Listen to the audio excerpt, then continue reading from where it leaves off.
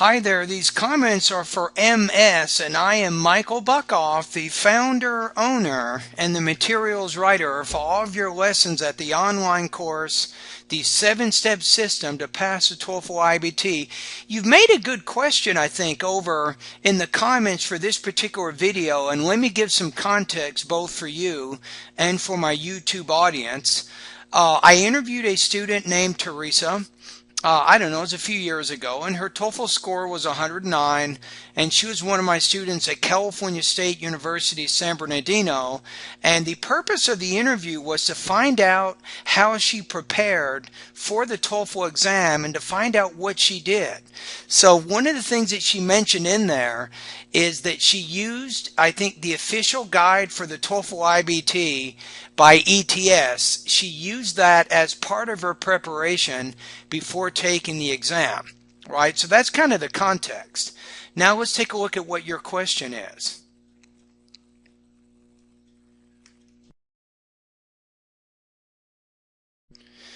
Okay, here is your question. You say, I really appreciate your work about helping students to improve their knowledge in English language and also the way you explain the structure of the TOEFL test.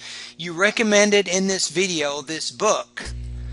It's called The Official Guide to the TOEFL Test 4th edition. However, I would like to make a question about this. Well, is it possible to be successful on the TOEFL IBT only studying these books like Barron's 13th edition and others which are suggested by ETS?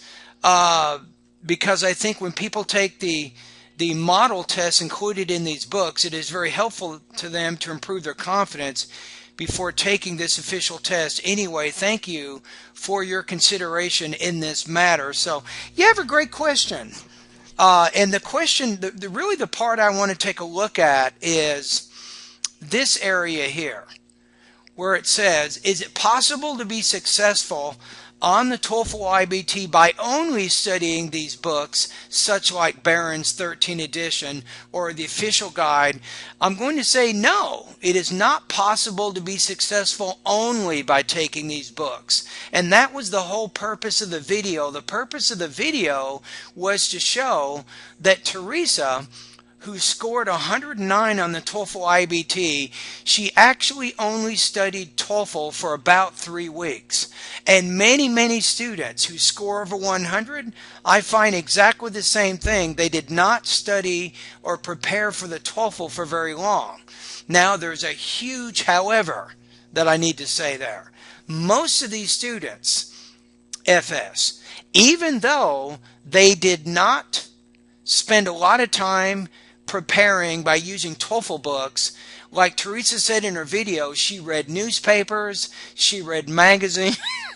Excuse me. One of the things that she liked to do was to listen to American music.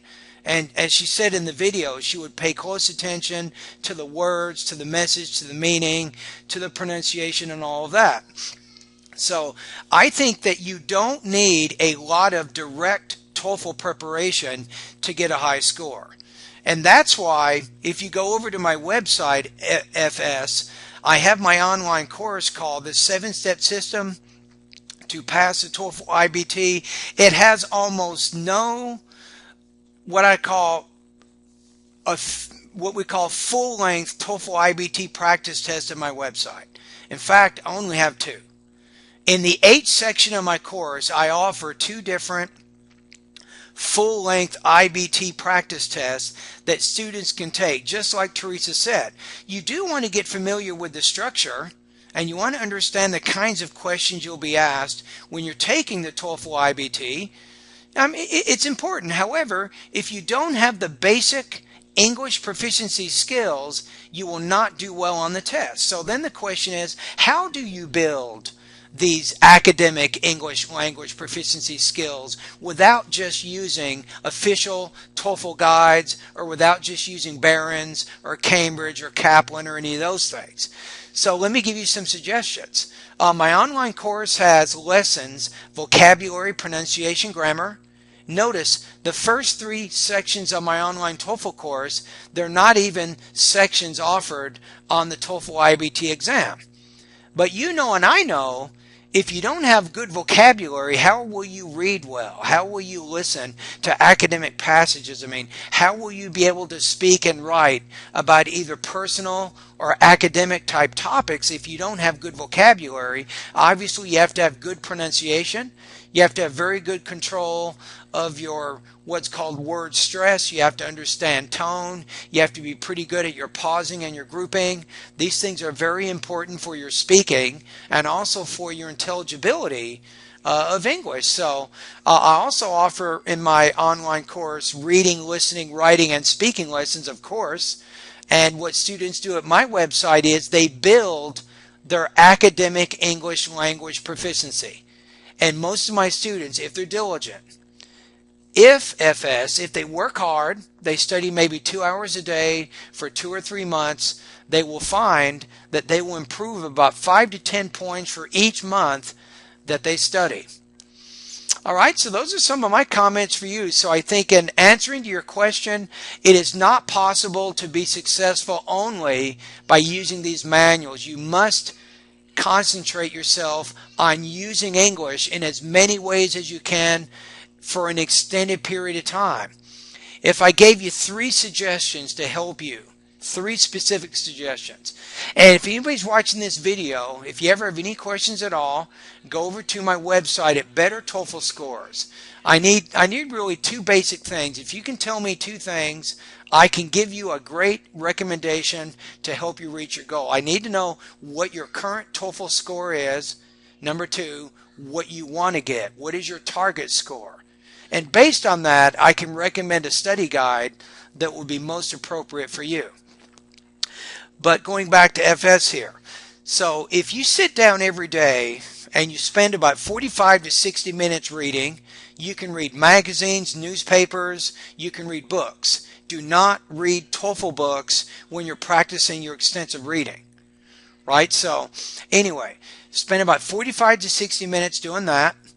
Secondly, spend about the same amount of time each day practicing or listening to authentic listening passages. Turn on your TV or your radio, or maybe the internet. You can concentrate on news passages, documentary type listening exercises. You can practice science and maybe history programs. Now, if you're doing the reading or the listening practice, remember you're not using a TOEFL book to do this. You're just doing this on your own.